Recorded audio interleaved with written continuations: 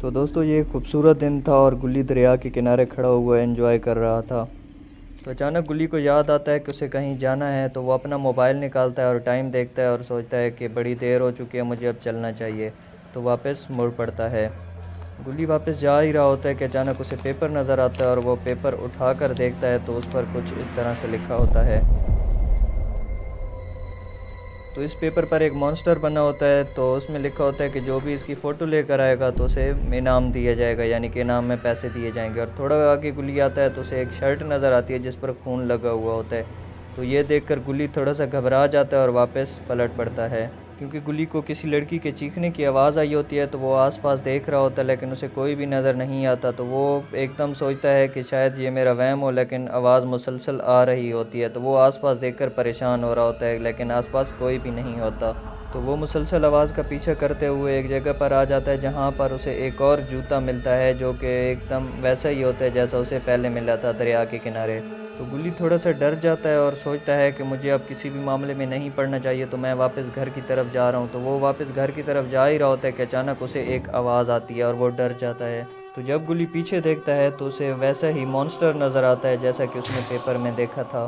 तो ये देखकर गुल्ली पहले सोचता है कि कोई उसके साथ मजाक कर रहा है, ये मॉन्स्टर ऐसा नहीं हो सकता, मेरा ही कोई वहम हो सकता है। तो गुल्ली ये देखकर तेज़ी से उसके पीछे चल पड़ता है और देखता है कि क्या ये सच में मॉन्स्टर है या कोई मेरे साथ मजाक कर रहा है या मेरा कोई वहम है। तो गुल्ली सोचता है क्यों ना पहाड़ के ऊपर चढ़कर देख लिया जाए कि ये क्या ये सच में मॉन्स्टर है या कोई मेरे साथ मजाक कर रहा है। तो गुल्ली ज़रा भी देर नहीं लगाता और पहाड़ के ऊपर चढ़ जाता है।